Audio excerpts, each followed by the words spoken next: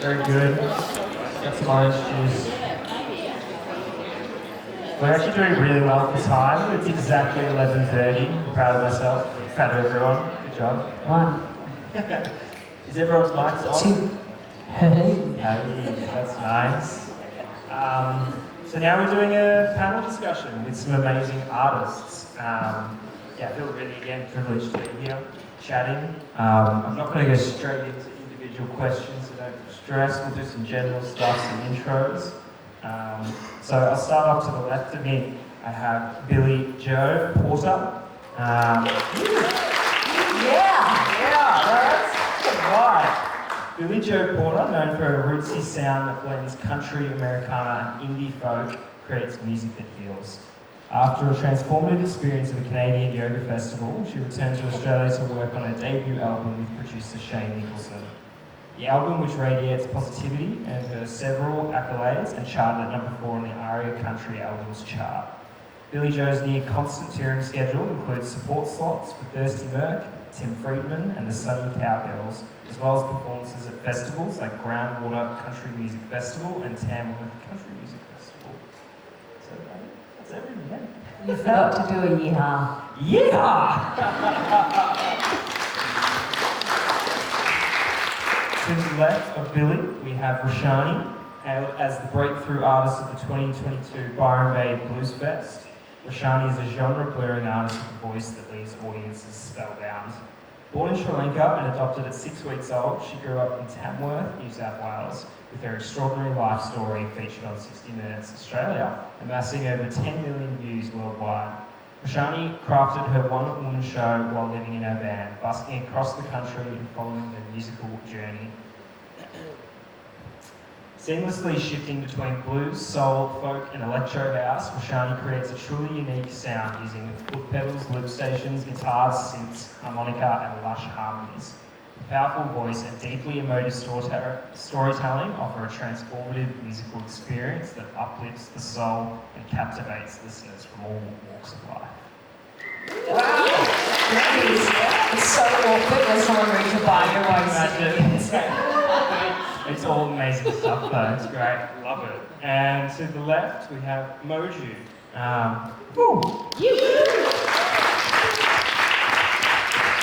Moju is a third gender, third culture kid, Filipino Raju, and a disciplinary artist, most widely known for their work as a songwriter and musician. Recent years have seen them enter new realms of renown, receiving multiple ARIA nominations and much critical acclaim for both their 2023 album, Oro Plata Mata, and their 2018 album, Native Tongue. But it is their visceral brand of storytelling which has struck at the heart of audiences far and wide, in a country whose social and cultural climate has been manoeuvring a particular state of unrest and change. Equal parts experimental and soulful, their music traverses a full spectrum of emotion and sonic textures. Marrying together glitchy electronic neo-soul production and masterful songwriting, unbound by genre. Moju.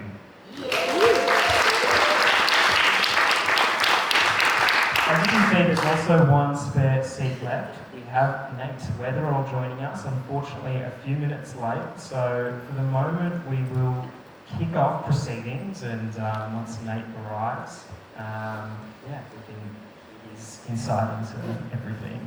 So here we go. Crew? Who wants to go? No pressure. Yeah. Obviously here to talk about songwriting. I think I'm going to just throw out a general question to anyone who feels aligned to answer. Describe your typical songwriting process. Do you start with lyrics? Do you start with a sample? Do you start with melody? Or something else completely? What's your vibe? All of the above. Yeah. Yeah, it just, for me, it just happens in all of those ways. And I think that it's definitely when I feel like there's something emotionally going on, something's happened in my life that words or a conversation won't do the job. It needs to go to the next level and need to add melody and chords and something else to it to get that, to kind of feel that release or that closure.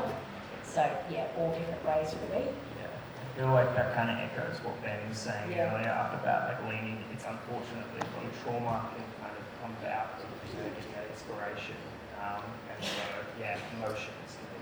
play into songwriting. 100%. Yeah. And how do you guys deal with writer's block? What's your general kind of vibe? Are you heading out for a walk in the forest? Are you going out and hearing a new album and getting inspiration from that? Is there an album at the moment that is inspiring you and you're all vibing off? Well, I'm listening to a lot of Ray Wiley Hubbard's Snake Farm at the moment. I don't know if you know that song. Get around it, it's good. But for me, writer's block, mate, you just want to catch the fish, right? But sometimes there's no fish in the pond. So when that happens for me, which is like when I'm too busy or I'm not making time for it or nothing bad's happened to like spark those emotions, I'm lining up co-writes with my friends just to keep the ball rolling. I'm digging out old songs that like didn't make the cut, that have ick parts where I need to like change that or something, or listening to like old demos out on a walk and trying to think, oh, how can I make this better, or what about this line? I'm just always kind of like revisiting old stuff and also, just playing around with writing exercises and things like that to get the juices flowing. But definitely a co-write is gonna get things going again for me. What about you? Well, kind of speaking to both of those questions, really, I don't have one fixed method of songwriting or my approach to songwriting, and I don't, obviously sometimes songs come easier than others, but I think I've reached a really nice place in my practice as an artist where I'm not waiting for inspiration to strike. I kind of feel like creativity is a tap that I can turn on and off. And I just have to find different ways to kind of come at it. And I have a lot of tools in the box that I'm actually going to talk about in my workshops today. But yeah, I think it's just a muscle that you need to exercise. And some days you're feeling it more than others, and that's okay too. It's good to know when to step off and walk away, because you can also just beat your head against the wall. But I think I've got a few tools that I use that kind of help break through that, and I think collaboration is a really great one as well. That's always pretty inspiring.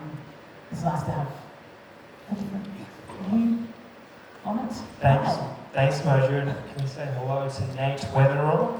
Hello, how you going?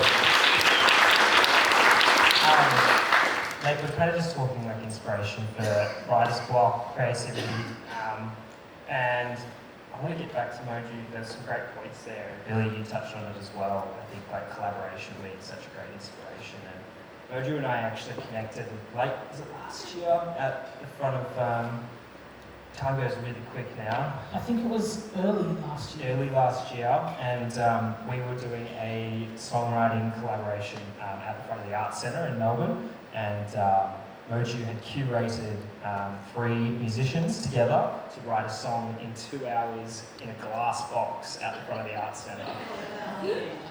Tell us a bit about that experience, and tell us about co-writing, collaboration, and how you decided these people would be great to work together.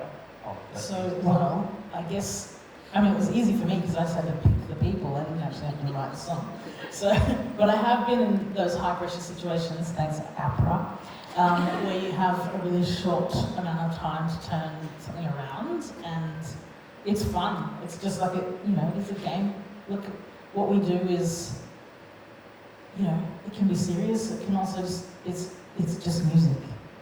And so it's good to remember and have that perspective, which is so good. This is fun. We're here because we love music, right? So for me, and there were a lot of applicants, and I could only choose 3 people to be in the room. And I don't know, I listened, and there were certainly applicants that I was like, this person is great, and they absolutely deserve this opportunity. But it wasn't just about like who was the best. I was like, who is going to get the most out of this, and who is also going to fit really, there's that kind of element curation. Who's going to inspire one another? Who's going to fit really well together? And I want to hear the song that these three people make. So it was Quasi. It was Quasi, it was Kaya, and it was Sam. Samuel Gaskin, yeah. And they're all kind of distinctly different artists, but there was some kind of commonality that I was like, this would speak really well together. And they wrote the most banging track. Yeah, it was fire. It And was really dope. I don't know if I'm allowed to give the scoop on this, but I do believe it will be released at some time soon. So, Here just first. keep your ears peeled because it was really cool. Yeah, it's awesome, and I think there's like really a big importance in limitations sometimes, maybe with songwriting and like these exercises in only having 2 hours to write a song. I'm sure a lot of people can resonate that can get stuck on one trying to get that catchy, melody. But yeah, I'd love also just to introduce Nate now. Thank you for coming in. And if you aren't aware, Nate is a proud Bellingen and Gammalari man. He's a music producer, storyteller, and the founder of Mad Proper Deadly. Passionate about creating opportunities for regional youth, Nate uses music as a tool for empowerment, cultural connection, and personal growth. Through his leadership and creative vision, Mad Proper Deadly has become a platform for young people to express themselves, build confidence, and share their stories. So welcome to Nate, everybody. Thanks for having me. Awesome to have you. I did some research and saw that also we had Natsimo at your studio at Mad Proper Deadly. Natsimo, for people that aren't aware, are the National Aboriginal and Torres Strait Islander Music Office, works in conjunction with APRA. And Nate hosted some songwriting sessions there. On this theme now of collaboration and co-writing, how did all that go with the songwriting sessions? Yeah, so this year was one of Natsimo's country Resonate. They host a Resonate camp every year, and Leah wanted to run it in conjunction with the Country Music Festival that was in Tamworth. So it was the first one of its kind, and it was really, I guess for us, it was really great to be able to host that. Just recently we opened up a centre. We've got 3 studios, and from there, I know Leah for a while since we first started MPD, and she's always been there and backing us wherever and whenever she can. So, and Leah is the director of the Natsimo office. So she'd always been support and sort of helped us along the lines whenever we needed it. And she had a few of her colleagues come up and check out the space, and they were happy and cool with it. And so we then lined up the Resonate camp, and it was really great. We had a lot of I was a part of the Resonate camp as well in might have been 2022. I found it really great, just the whole process of it, collaborating, working with other mainstream artists that were already established, and just, I guess, being in a space where you can see how people that are on that professional level operate and work. So it's like you've got your up and coming artists that are sort of getting their foot in the door, and then they get an opportunity to work with established artists that have been, in the industry for 10 plus years, some of them even longer. So on this one, we got to work with Michael Hutchinson and Kutcher Edwards. They came up and they were mentors in the space. We had a lot of great young artists come through, and every day something was being made. So over the 4 days, they got to get in and be mentored by these really great legends in our music industry. And it was the process.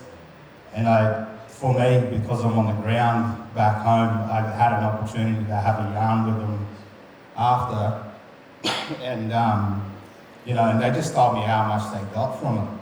You know, being able to collaborate with these established artists and music producers, and you know, how much it inspired them to keep pushing and doing what they're doing. So yeah, like having that opportunity for that to happen, you know, worked really well.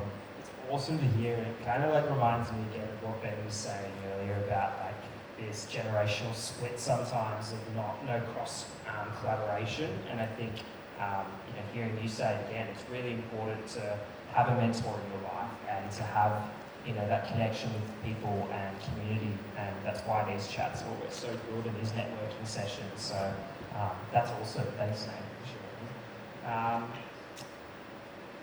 Billie, your songs often radiate positivity and joy. How do you maintain this uplifting tone while addressing deeper introspective themes? Great question. I don't know, sometimes I listen to my music and I think, like, if you dig off the like shiny bit on the top, you'll see that it's coming from a place where I've had to grow. And yeah, I realised a while ago before I decided to record music was that I was going to have to sing these songs over and over and over again. Hopefully people want to hear them.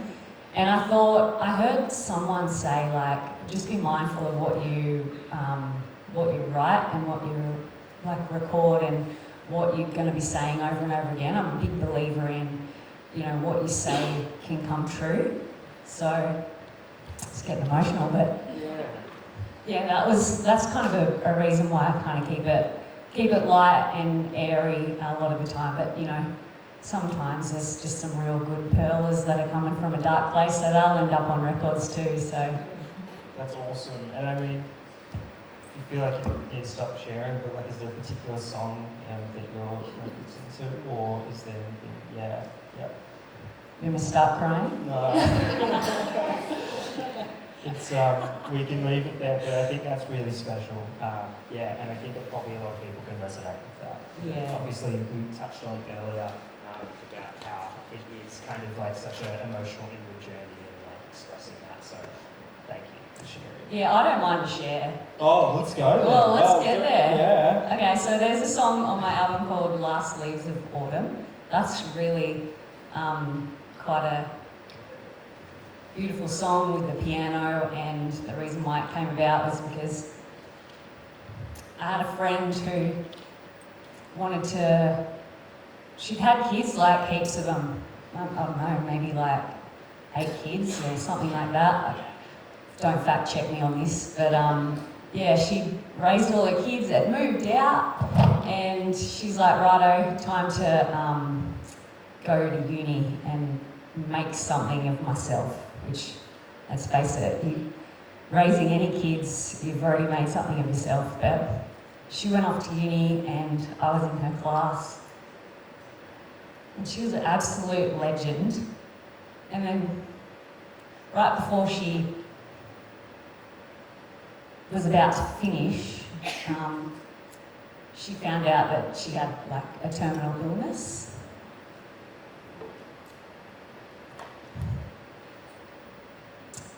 And that got me thinking, like,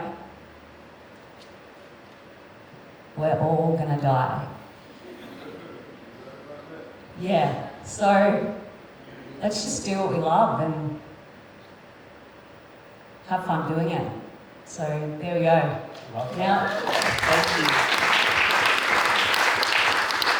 Thank you for sharing that. Yeah, that comes obviously from a really emotional place, and I think it kind of also touches on, like, you know, leaning into the stuff that you're good at in this world, and like, you know, this theme of kind of like being empowered with what you're doing. And you know, you're all showing up here today is obviously an example of that, that you're keen and interested, and so, you know, create that network, create that team of people, and go into the heart and really find. Can I say something too? I think real connection between the artist and the audience has to come from vulnerability, and allowing yourself to be vulnerable like that, like you just did, thank you, is what allows people to, you know, even if we didn't know the story behind that song, I'm sure that if you heard that song, you feel the vulnerability. There's something in that is human, and that's the thing that people connect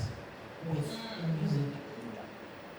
It's always the humanity in it. That'd be great, thank you. ROSHANI, how do you feel with media talking again about we might angle, look, I think we might get out of I just this. want to say, Bring it up, please. songwriters are warriors. Like, we're the ones who dig down into our shit and find a way to transcend. And then when we do that, that's what connects us to each other. And we are just trying to figure out what this all means. What does it mean? Why do bad things happen to good people? And, you know, why do we struggle with grief and, you know, pain and loss? What does it all mean? And then when we can dig down through that and write a song about it, and someone who can't write a song about it hears it and goes, fuck, that's my experience. You just shed some light or some resonance or some, like, hey, I'm a friend, here's my hand, I understand what you're going through. It's a privilege that we have. We have a privilege to connect to each other in this way. So it's amazing. It's a gift to be able to distill emotion into song. And that's the alchemy of what we do as songwriters. We're distilling emotion and feelings into approximately 3 minutes and 30 seconds. Really big ones too, really big feelings. Thanks so much, guys. I think, Mojo, as you said, vulnerability is key, and it allows people to resonate. So thank you for sharing. Nate, what are some awesome, exciting projects that are coming up for you at the moment, and what's happening in the studio? So this year in the space, we run a term program. So usually, you know, we have 3 days a week. We bring young fellas into the studio and show them how to do make music production. We've got a podcast that's going to be coming out soon from one of the youngsters that is putting that together as well.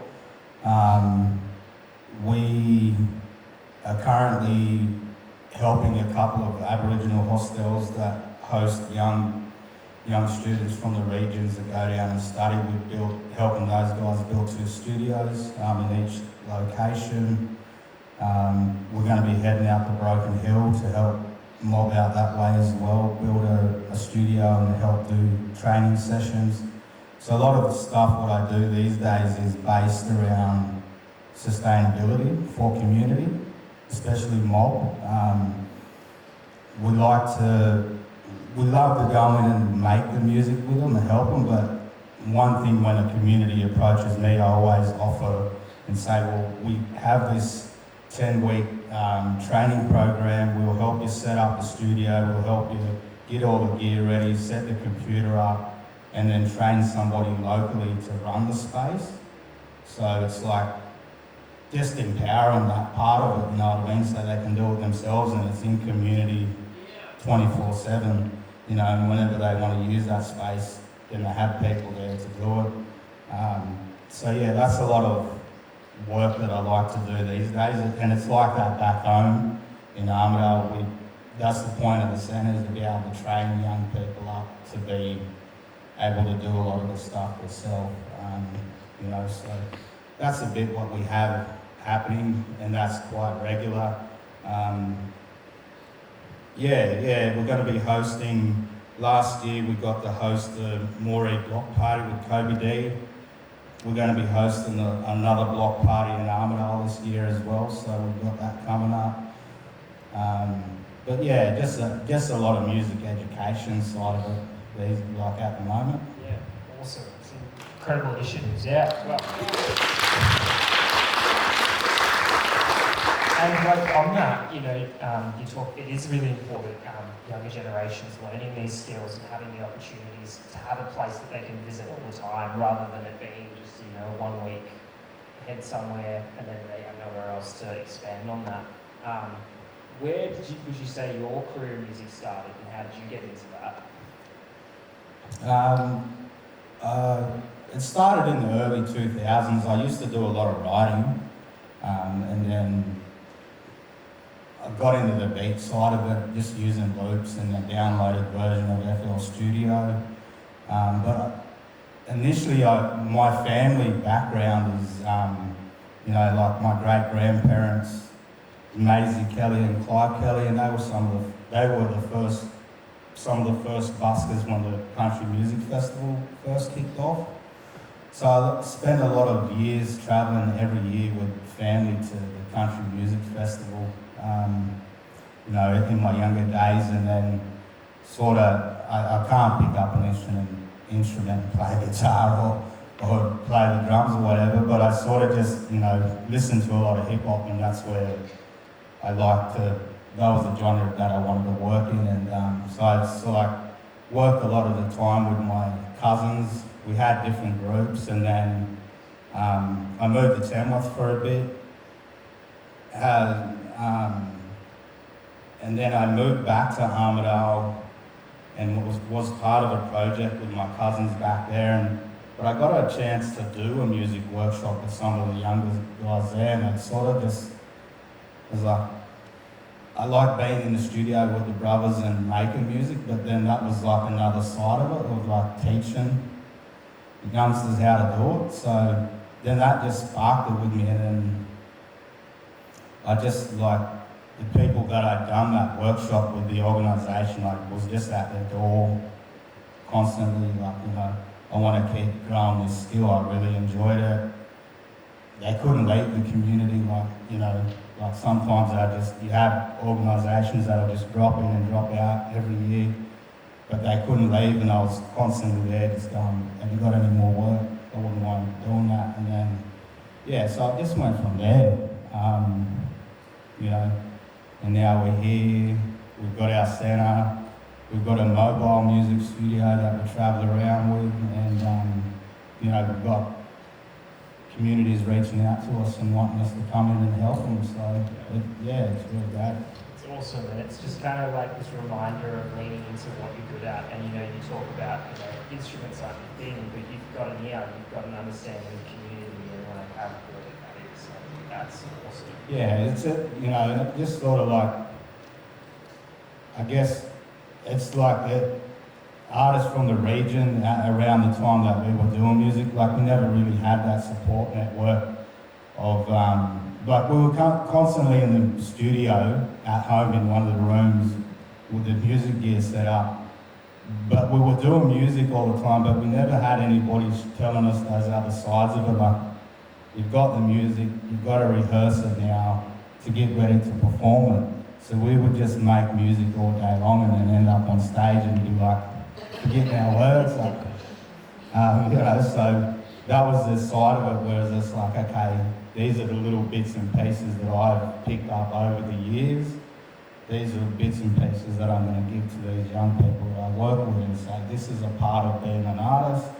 You've got to make the music, you've got to rehearse it, you've got to get up on stage and perform it. So it's just those little bits and pieces that, really make it.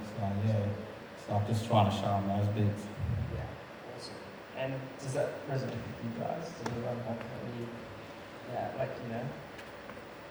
Yeah, absolutely. I feel I've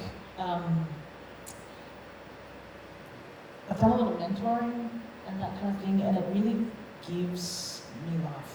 I think that I have equally as much to learn from these younger kids or emerging artists as, and actually it's very similar to what Ben was saying before. It's that intergenerational thing, but also just the enthusiasm and the vitality,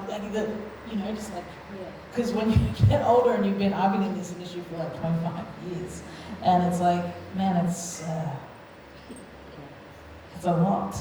it's you know, and so some days, yeah, it's a nice reminder of the play and the fun, like I was talking about before, you know, it's like, and I think there is so much to be said for connecting with community, and you know, because we exist so much in this industry, it's a commercial industry, but no one gets into it because they're business savvy. We get into it because we want to make art and we love art, and the thing at the heart of that is about connection and being vulnerable and all those things. You know, it's about community. And so when you get back to doing stuff like this, like what you're doing sounds incredible. And I've worked a lot with Natsimo and you know, I make a point of getting back on country and doing stuff with Mob and how revitalizing that is, and it's such a great reminder of why. It's the why part. You know, sometimes the industry is like the how, that's how you make it sustainable, and that's how you kind of are able to have longevity in it by, you know, making a living doing what you do or whatever, but the why is actually right in the heart of community, I reckon. Yeah. That's my experience. Awesome, yeah, and like getting to the how, you know, I think is also maybe why like people are here today. Like how would, you know, Billie or ROSHANI, how would you suggest people to collaborate and co-write? Like how can people connect with the community, you know, especially in towns where it's smaller? Are you leaning, you know, into social media? Are you leaning into heading down to the open mic night? Are you meeting at a production studio? What, you know? I'm kind of a late bloomer, really. I came to writing songs and showing my songs publicly when I was 27. And I started a solo project when I was 31. And I did it by busking. I went down and I busked, treated it like a job. I went down every day in Manly and Circular Quay in Sydney, and I just busked all day. So many opportunities came from that, being on that stage. Opportunities to work with people, to write with people, for gigs, and just opportunities to like actually work on your craft. Strange little story, I was in this town, this beautiful little town that you had.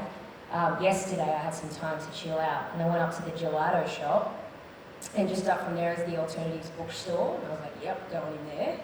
Spent like an hour in there and then was buying my book, and the guy was like, oh, you're here for a songwriting? I was like, I'm here for a songwriting workshop, and he's like, oh yeah, you on Spotify? And I was like, yeah, type in my name. He's like, I know you from Manly. I'm Hans, remember me? And I was like, I remember your face.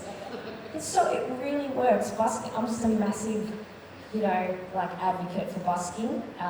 It really works. So then I sat down at the gelato store and heard my music being played out of the Bellingen Alternative bookstore while I was eating the ice cream. I thought, fuck, he's great.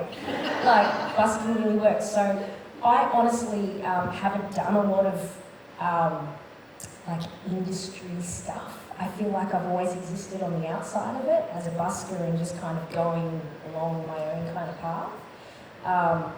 So in that regard, I've always found busking to be such an amazing tool to just find people and opportunities and practice your craft.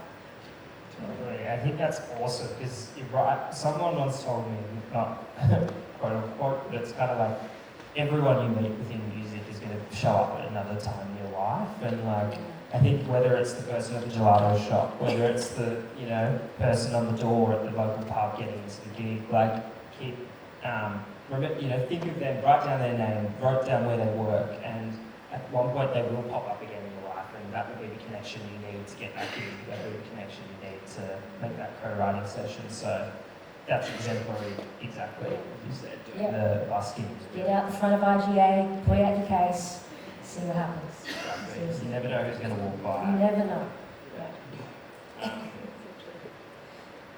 Yeah, did you have Dad? Oh yeah, well let's face it, we're in a room of like-minded people right now. The person next to you could be your future co-writing pal. It's a lot of this industry is about like networking, meeting people, and not being afraid to be like, hey, you look interesting, do you want to write a song? Or get yourself to a songwriters retreat where everyone's there for the same thing. If you don't leave this venue with at least one connection and at least one promise for a co-write today, I think you're selling yourself short. Even if you've never tried it, it's cool and it's fun, and yeah, it can be scary and you could end up like getting emotional in front of a group of people, but hey, who cares? Yeah, I love that. And another part of my role back in Melbourne is getting people into a studio to do co-writing sessions. And it's really funny to see the awkwardness sometimes because, you know, established artists are coming into a room and they haven't done that before. It's kind of maybe a daunting thing. You're going in with another artist, but like, I just want to bring comfort to people to realise that you should connect with at least 2 people at the end of this day. And you should be setting up a co-writing session. You should be getting into the studio because, as Billy said, it's like, yeah, it's fundamental in making music, I think, sharing. So that's awesome. Yeah. I've got some more general questions. I think it could be kind of engaging, though, to maybe include the audience now.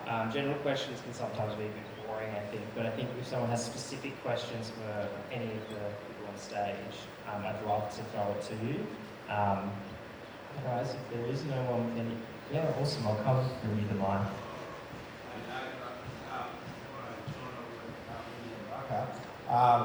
How do we get young people who go, like the shoegaze studios, they were based out of APRA? Yep. Yeah. How do we get more involved, like we bring them out, or we can get visibility or something, or?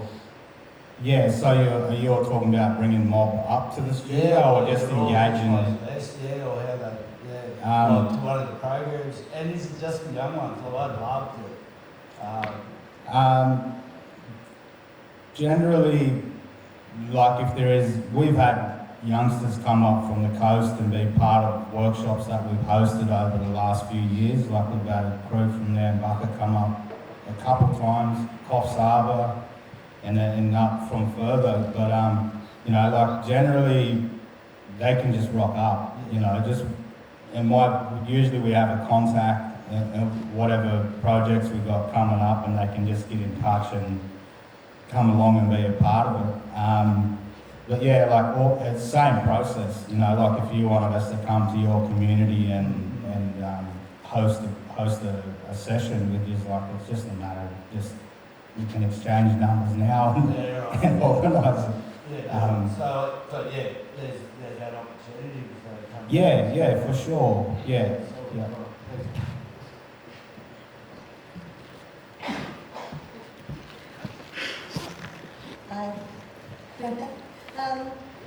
I just wanted to just say quickly in regards to the first session that I've been writing for 50 years, I'm nearly 70 and I don't feel like a failure.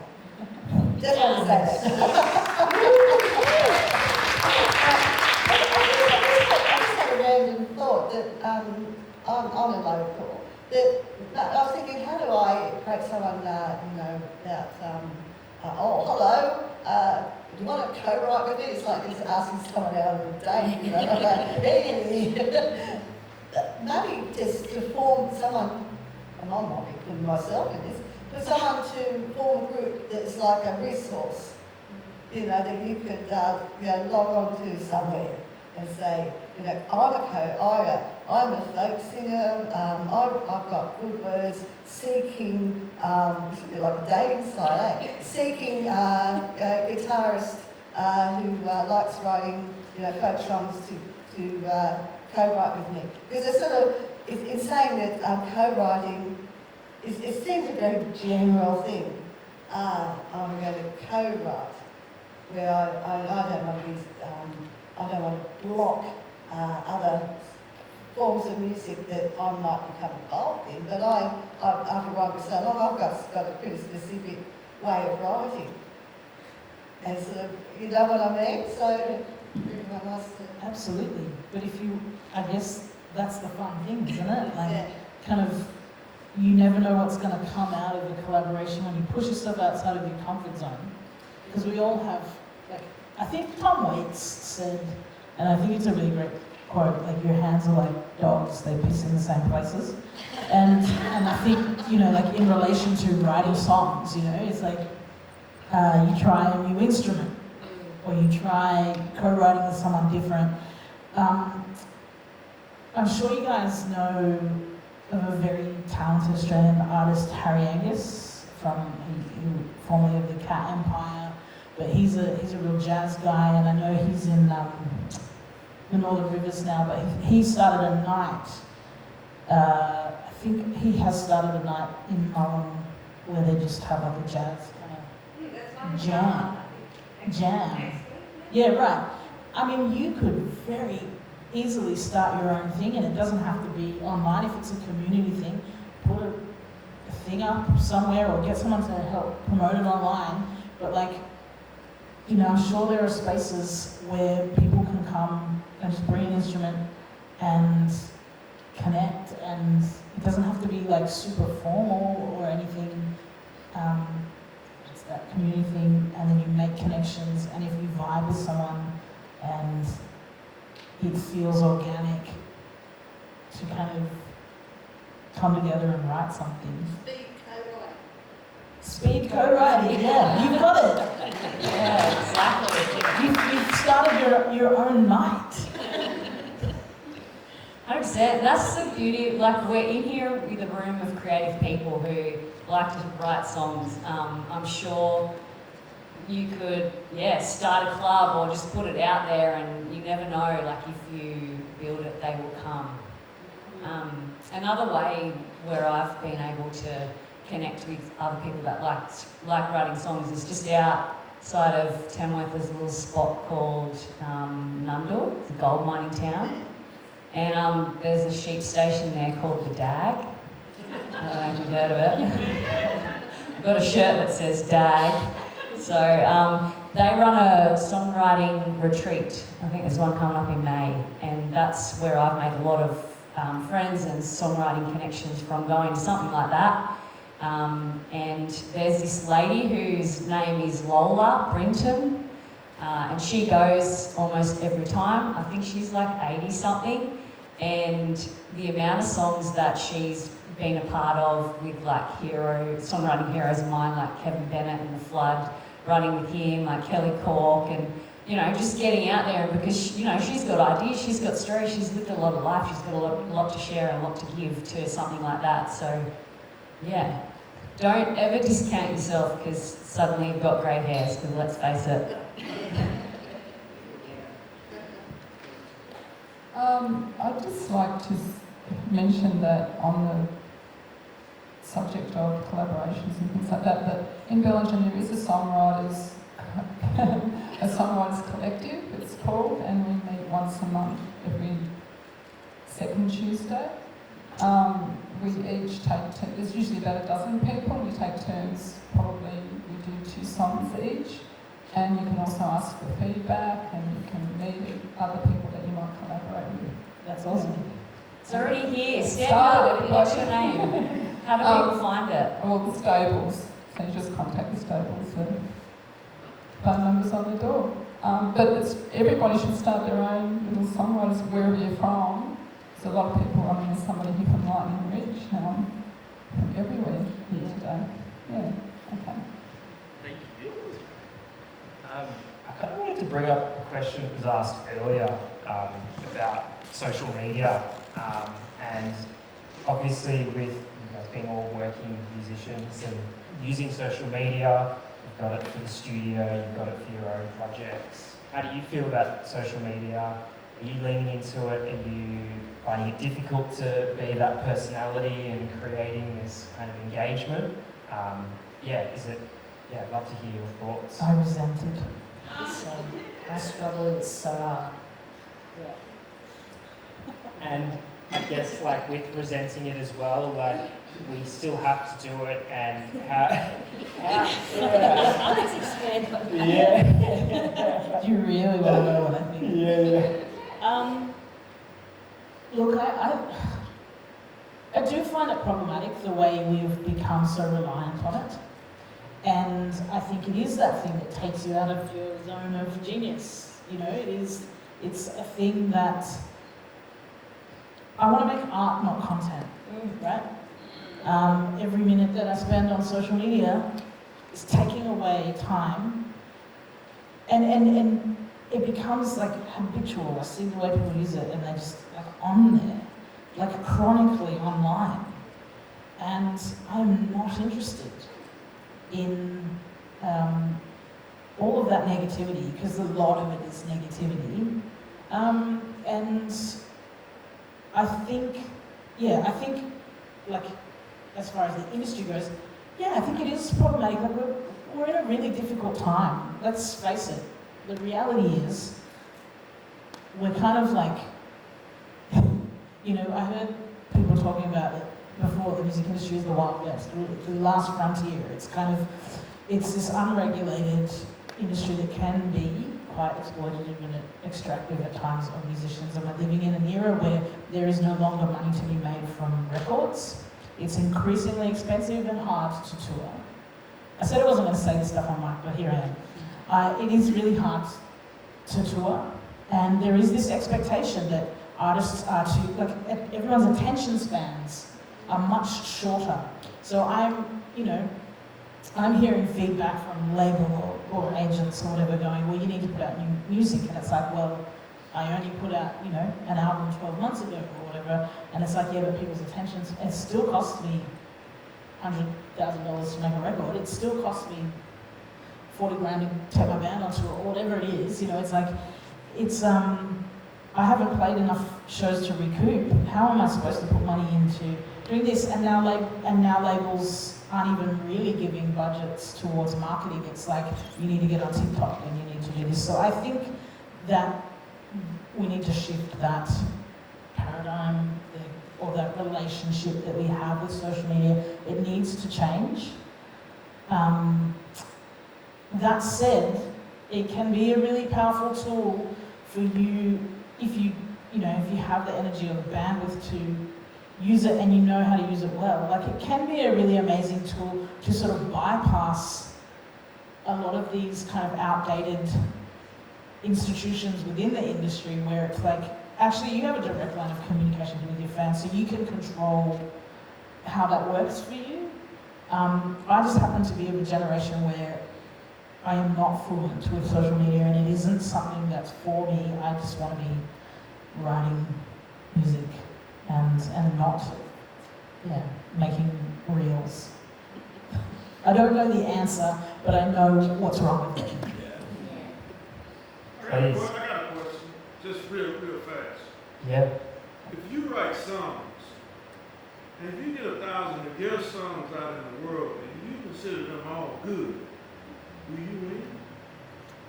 Well, yeah, I think That's the name of the game. Just get your songs out there and let the people judge. But the thing is, you got your heart and you put it out to the world. That's what counts in the end. Look, I think I'm winning. I'm definitely winning. I do what I love. I do what I love, and I do it full time, you know.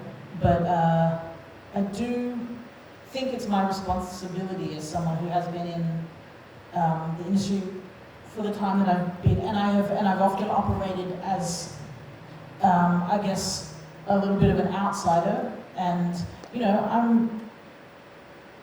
I know that we're in a time also where, you know, we've kind of been through the whole identity politics thing, but also I started my career in a time where it wasn't really very easy to be a gender non-conforming queer person of colour from, you know, and it wasn't easy, like when people can't put you in a box and understand who you are, and it wasn't necessarily marketable, and you know, and I it's so ick anyhow to talk about those things in terms of marketability, but I see the way that it kind of gets used these days, and it feels really exploitative and extractive. extrapolative, and that's one of the things that is really kind of, that's a whole other conversation. But I just think my responsibility is to usher in, or to help usher in these other generations, you know, and I know this, I stand on the shoulders of giants, the people that came before me, like Uncle Kutcher, for example, you know, he's someone who's been an incredible mentor to me, and I see the struggles that he's had in navigating the industry.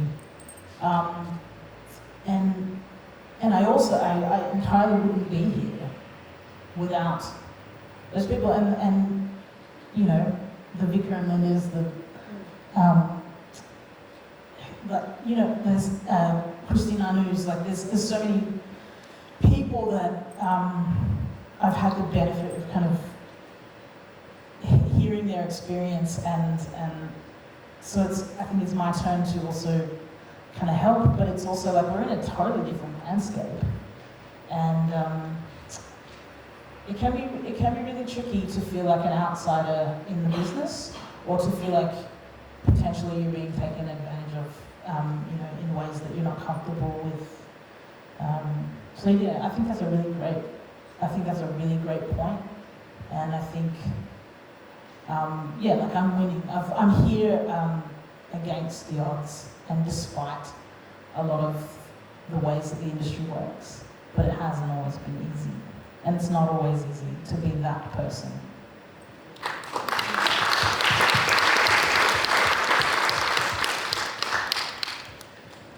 With such different generations amongst the crowd today, I think that social media can be scary, as you were saying, for you know, not being of the generation of technology. I had a really great chat with a member earlier that came up and spoke to me and was talking about the importance of team. And do you think it is a good advice to give people to reach out to someone who knows social media, to get someone to do that if you can't do it? Or is it a learned skill that you need to get your hands on? Although we despise it, do we get an understanding, even in whatever age you are, and do it? Do you know what I mean? So would you reach out and create a team that can find someone that does social media locally, get them paid? It's another expense that's being put on the artist, when the artist is already giving away so much of their income. But that's just my thoughts, and I feel like someone else should actually have the mic for a minute. Can I roll in here as someone that's just decided to let it all hang out? I do a Facebook live stream every Thursday. I love that. And I'll tell you what, if I worried about all the things that I used to worry about, I would never have done that. But because I do that every Thursday, and it's loose, and it's like I'm forgetting the words. My partner learnt piano for the last 3 years, backing me up on there, so it's like just as real as it gets for 30 minutes to 60 minutes per Thursday. It's a good opportunity for me to connect with people that are into whatever I'm doing, and also I've found it to be a really good way to just communicate with people and make them feel like less alone. Like, oh, Billy and Carl are going to be on their Facebook live stream, bloody being dickheads for 30 minutes, and you can have a laugh with them. And then watching that back, I realised like half of the shit that I say wasn't as bad as what I built it up in my head. And so using that as a tool, like I've become really comfortable being myself and realising like I can say this or that and it's never as bad as what I thought. So social media, although it's painful, and if you think like, oh, all these people are posting all this stuff, like, oh, how do I keep up? Like, just run your own race with it. Don't get too like caught up in I've got to post like every 5 minutes and it's got to be like real and relevant and like boggle your mind with it. I think just if you're feeling something, put it out there. But for me, it has been a very powerful tool in connecting with people that are into my stuff, finding new people, and also like I think of Instagram as a bit of a business card. Like if someone's going there, then they can see like, oh, what's she been up to? Oh, she smiles a lot, or oh, she's at the Big Banana. You know what I mean? Like it's a good way where we can reach out and connect, but I think it's important to have time away from it. I have a little app on my phone called Freedom. I set it off at a certain time every night, so I can't doom scroll and look at what I'm not doing. And I think that's very important. So don't be frightened of it. Don't be frightened of being yourself on it. I feel like it's a good way to get out there and connect and promote the stuff that you've got going on, because otherwise what are you going to do? Go around with flyers on the streets to get people to your show? I don't know what the answer is, but it's good as long as you set your boundaries with it. Totally, yeah. I think like being authentic is the best way to create an audience, and doing a Thursday Night Live, I love that. That's like awesome. And you get your crew coming in weekly, and it would be like, can't wait for Billy and, sorry, your name? Kyle. Yeah, Billy and Kyle, like every Thursday. So giving it a crack is a really great suggestion. I love that. We are just about to wrap up. Did anyone have a last quick question? Yeah. Good question on that one. I guess it's just like, obviously social media isn't necessarily serving artists as creative beings in their full expression, and it's like you were saying, very exploitative, relying on the artist to be the recording into the promoter and everything. I'd like to hear what you think is a manageable way forward for the music industry in terms of supporting artists come back into just being the creative outlet and not necessarily the creative outlet and the business person and the promoter and all of those aspects. Have you guys got any ideas as to how we can move forward as in terms of not relying on something like social media? I reckon you got to figure out what you want. What is it that you want? And how can I make tangible steps to get to that thing that I want? What are other people that are doing what I want to do? What are they doing? Can I do that? Or can I be Kim Churchill, just get a van and get some solar panels on the roof and just drive my van around and do shows and like, however, like he promotes it? Can I get flyers? Can I get someone in the community to come and have me play at their house concert? Like, I think Ben said it really great before, like no road for any artist is the same. So you just got to, number one, figure out what you want. What are some steps that you can take that you're willing to do to get to that place, and explore what tools you have available to be able to get to where you want to go. I don't know who else. Oh yeah, absolutely. I think innovate. You're an artist. You're good at thinking outside the box, and I think there's heaps of different ways to approach it. I just also want to say I am truly not as cynical as I may have sounded in the last little ramble there, but I do think there are always ways to improve and ways to. I just want to see artists taking control back a little bit, not feeling like you have to, I guess, kind of, adhere to certain, because people will tell you there's ways to do things, and it's not. It's really individual, like you said. I think find out what you want and find out how to get there. Oh, sorry, just a quick one. I was just going to say, for me personally, I'm with you. Social media does my head in, and I feel like it takes me out of my creative flow. But I've been trying to reframe the way that I view social media more like you, Billy, like as a creative tool to get your music out there or get you connect with people. Like, how else are you going to connect with someone in Canada or Thailand or, somewhere in the world? There's no way I could have done that without social media. So I'm like trying to reframe the way I look at it, and like what Ben was saying, like take your power back with it and say, no, this is my tool and I'm going to use it how I want to use it, and there's no rules with it, and it's an amazing platform where I can actually connect with people and making it part of your beingness as a creative. That's kind of what I'm struggling with at the moment. It's a challenge, but I feel like it's a way forward for me, at least. If that helps. Thank you so much for sharing. And it's always the most engaging parts of the discussion when it's the end and it's 12:30, which sucks.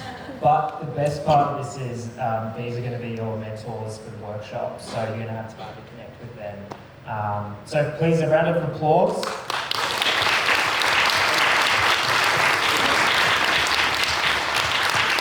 We've got some lunch catering in the usual spot. I think we're back here, what does it say? We've got an hour break, so we'll just talk about co-writing. Talk to someone you haven't spoken to yet, you know. I'm sure a lot of people are open to the idea, and just have a chat. I think that'll be really beneficial. So thank you, everybody.